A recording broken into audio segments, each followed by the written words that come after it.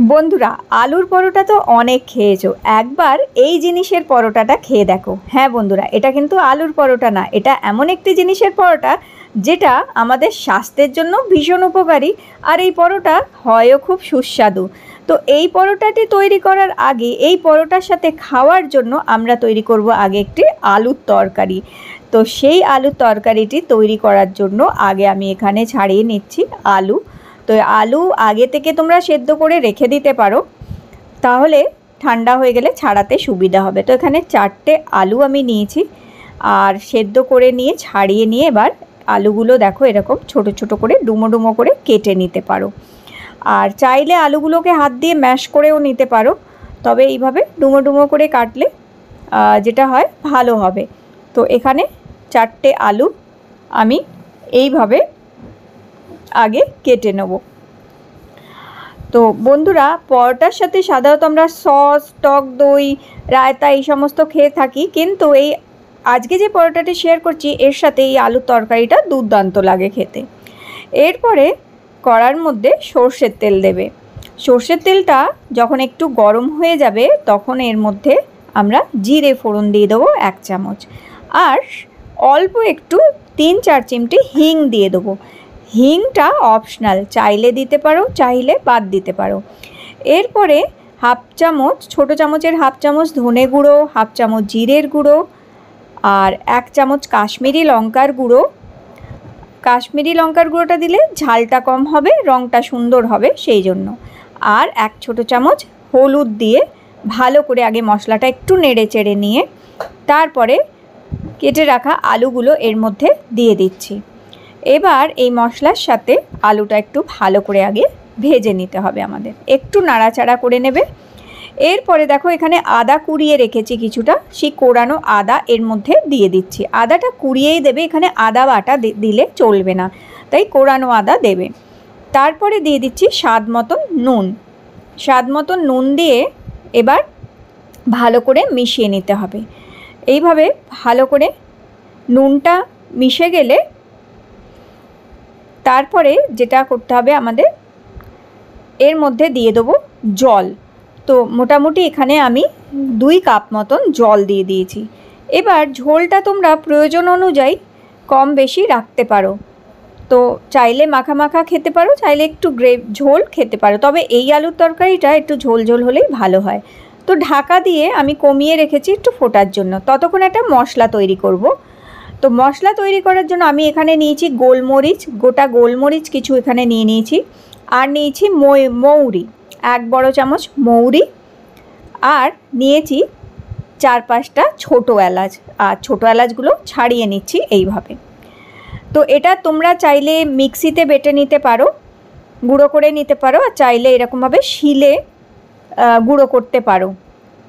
আর এইভাবে দেখো এটাকে ভালো করে গুঁড়ো করে নিতে হবে আমাদের। তো এইভাবে আমি মশলাটা গুঁড়ো করে নিয়েছি। তো মশলাটায় আমি দিলাম গোলমরিচ, মৌরি আর ছোটো এলাচ। এবার দেখো বন্ধুরা, এখানে আমি 2 কাপ নিয়েছি ছাতু। 2 কাপ ছাতু নিয়ে তার মধ্যে এই গুঁড়ো মশলাটা দিয়ে দেবে, আর স্বাদ মতন একটু নুন দিয়ে দিয়েছি এখানে, আর দিচ্ছি চিনি 2 থেকে 3 চামচ এখানে চিনি দেবে। আর এরপর 3 চামচ চিনি দিয়ে এরপর এটাকে ভালো করে আমরা মিক্স করে নেব। তো শুকনো অবস্থায় আগে ভালো করে আমাদের এটা কিন্তু মিশিয়ে নিতে হবে। শুকনো অবস্থায় ভালো করে মেশানো হয়ে গেলে অল্প অল্প করে জল দিয়ে এটাকে, এই ছাতুটাকে আগে মেখে নেব। ঠিক আটা মাখার মতন এই ছাতুটা আমাদের মেখে নিতে হবে। তো আগে থেকে বেশি জল দেবে না, অল্প অল্প করে জল দিয়ে এটাকে মাখতে থাকবে, কারণ ছাতু দেখবে প্রচুর জল টানে, তাই অল্প অল্প জল দিয়ে দিয়ে হাত দিয়ে ভালো করে এটা মেখে নিতে হবে এইভাবে। তো খুব যেন বেশি নরম না হয়ে যায় সেটা খেয়াল রাখতে হবে, একটু টাইট মাখতে হবে এটাকে। তো এইভাবে দেখো মেখে নিলাম আমি। তো এটা এইভাবে মেখে নেবে। আর এর মধ্যে মাখা হয়ে গেলে তারপর আমি দিচ্ছি দেখো কালো জিরে। তো 1 ছোটো চামচ কালো জিরে পরে এটায় দিয়ে দেবে, দিয়ে আবার এটাকে ভালো করে মিশিয়ে আবার একটুখানি মেখে নেবে। তো কালো জিরেটা আগে দেবে না, পরে দিলে যেটা হয় কালো জিরেটা ছড়িয়ে ভালো করে এটার সাথে মাখা হয়। তো এইভাবে এটাকে আবার থেকে মেখে নেবে। আর নিয়ে এবার এটাকে আমরা মেখে কিছুক্ষণের জন্য ঢাকা দিয়ে রেখে দেবো, যাতে ছাতুটা একটু সফট হয়ে থাকবে। তো এখানে দেখো ছাতু মাখা হয়ে গেছে, এবার এটাকে আমি ঢাকা দিয়ে রেস্টে রাখবো কিছুক্ষণ। আর এই মাখাটা ঢাকা দিয়ে রেখে এদিকে দেখো তরকারিটা অলমোস্ট আমার রেডি হয়ে গেছে। তো এটাকে আস্তে আঁচেই আমি ঢাকা দিয়ে রেখে দিয়েছিলাম, ভালো মতন তরকারিটা এখন ফুটেও গেছে। এরপর এই তরকারিটার মধ্যে আমাদের দিতে হবে কিছু কাঁচা লঙ্কা কুচি আর একটু ধনেপাতা কুচি। তো ঝাল যদি বেশি খেতে হয় তাহলে তোমরা একটু বেশি কাঁচা লঙ্কাও দিতে পারো। ধনেপাতা কাঁচা লঙ্কা দেওয়ার পর এটা হচ্ছে জল ঝরানো টক দই, দেখতেই পাচ্ছ টক দইটা কতটা ঘন আছে। তো এই জল ঝরানো টক দইটা এইভাবে দিয়ে দেবে এই তরকারিটার মধ্যে। আর এই দইটা কিন্তু ঘাঁটবে না, শুধু আলগা আলগা করে একটুখানি মেশাবে, খুব বেশি কিন্তু ঘাঁটবে না। তো বন্ধুরা এটা তোমরা দেখবে ইউপি সাইডে অনেক সময় কচুরির সাথে এই রকমই তরকারি ওখানে সার্ভ করা হয়, একদম গন্ধে টেস্টে একদম এরকমই খেতে হয়। ট্রাই করে দেখো এই আলুর তরকারিটা, এটি রুটি পরোটা লুচি কচুরি যে কোনো কিছুর সাথে দুর্দান্ত লাগে খেতে। তো ব্যাস দইটা খুব বেশি ঘাঁটবে না, দইটা এরকমভাবেই দিয়ে আর একটুখানি ফুটিয়ে বন্ধ করে দেবে। তো তরকারি আমাদের রেডি হয়ে গেছে। এবার পরোটার আটা মাখার জন্য দেখো ঝটপট যদি আটা মাখতে হয় তাহলে তোমরা আগারও এই রয়্যাল স্ট্যান্ড মিক্সারটা ব্যবহার করতে পারো, কারণ অনেক সময় দেখো আটা মাখতে প্রচণ্ড বিরক্ত লাগে এবং হাতে মাখামাখি হয়ে যায়, সেটাও খুব বিরক্ত লাগে। তো ঝটপট কোনো ঝামেলা ছাড়া যদি আটা মাখতে হয় তাহলে এটা ইউজ করতে পারো। দেখো এখানে আমি 2 বড় কাপ আটা দিয়ে দিয়েছি আর একটুখানি নুন দিয়েছি। তোমরা আটা ময়দা যে কোনো কিছু মাখতে পারবে এটায়। তো আমি আজকে আটা দিয়ে পরোটাগুলো বানাবো, ময়দা দিয়ে না। এবার এটার মধ্যে আগে দেখো ভালো করে মিক্স করে নিয়ে এরপর অল্প অল্প করে জল দিয়ে এটায় আটাটা মাখা হয়ে যাচ্ছে। তো আগারোর এই স্ট্যান্ড মিক্সারটা আরও দুটো অ্যাটাচমেন্ট পাওয়া যায়, মানে এটায় হুইস্কিং করতে পারো, মিক্সিং করতে পারবে আর নিডিং করতে পারবে, মানে আটা মাখতে পারবে, ডিম ফেটাতে পারবে, আলাদা আলাদা অ্যাটাচমেন্টগুলো লাগিয়ে কেক মিক্সিং করতে পারো। আর ক্রিম যেটা তৈরি করতে পারো, কেক সাজানোর ক্রিম তৈরি করতে পারবে, কুকিজ কেক ডো তৈরি করতে পারবে।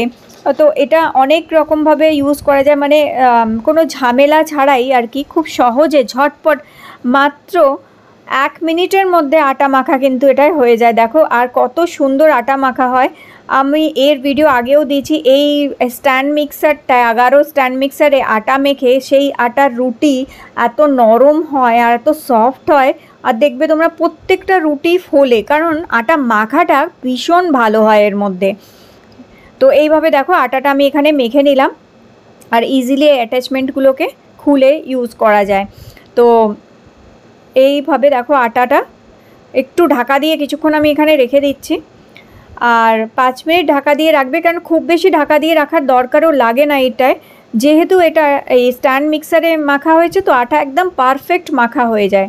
সাধারণত হাত দিয়ে দেখবে আটা মাখতে হলে আমাদের 5-10 মিনিট রাখতে হয় আটাটা একটু সফট হওয়ার জন্য, কিন্তু এটায় আটা মাখলে তোমরা ইনস্ট্যান্টলি এটা দিয়ে রুটি পরোটা করে নিতে পারবে। তো এখানে এবার একটা করে লেচি নিয়ে নেবে, লেচিটা একটু সামান্য বড় নেবে, সাধারণত রুটির যা লেচি করি তার থেকে একটু বড় লেচি করবে। আর এবার এইভাবে বাটি তৈরি করে নিয়ে আর লেচির সমানই তোমরা এই ছাতুর পুরটা নিয়ে নিতে পারো, কারণ এই পুরটা একটুও ফেটে বেরোবে না। তোমরা দেখবে একটু আটা দিয়ে যখন বেলবে খুব আলতো হাতে একদিকে টেনে টেনে বেলবে, এইভাবে একদিকে টেনে টেনে যদি বেলো দেখবে কোনো দিক থেকেও পুর একটুও বেরিয়ে যাবে না আর প্রত্যেকটা পরোটা ফুলবে। তো এইভাবে সুন্দরভাবে বেলে নেবে এবং পুরে ঠাসা হয়, কারণ সমানভাবে পুর যদি দাও, লেচির সমান পুর যদি নাও তাও কিন্তু পরোটা ফাটবে না দেখবে। তো দেখতেই পাচ্ছ কত সুন্দর এই পরোটা কিন্তু তৈরি হয়েছে। তো দুই দিকে একটুখানি সেঁকা হয়ে গেলে তারপরে অল্প করে তেল মাখিয়ে এটাকে আস্তে আস্তে আমাদের ভাজতে হবে, আর দেখবে কিছুক্ষণের মধ্যে এই পরোটা কিন্তু সুন্দর ফুলে উঠবে। আর ঠিক একইভাবে প্রত্যেকটি পরোটা দেখবে কি সুন্দরভাবে ফুলে উঠছে। তো এ দেখো কত সুন্দর এই পরোটা কিন্তু তৈরি হয়ে গেছে।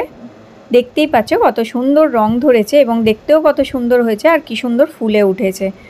তো এখানে দেখো আমাদের ছাতুর গরম গরম পরোটা রেডি হয়ে গেছে। যেমন কি আমি ভিডিওর প্রথমেই বললাম, এই পরোটাটা খাওয়াও খুব স্বাস্থ্যকর। তাই ছাতুর পরোটা হাই ফাইবার হাই প্রোটিনে তৈরি, খুবই স্বাস্থ্যকর হচ্ছে।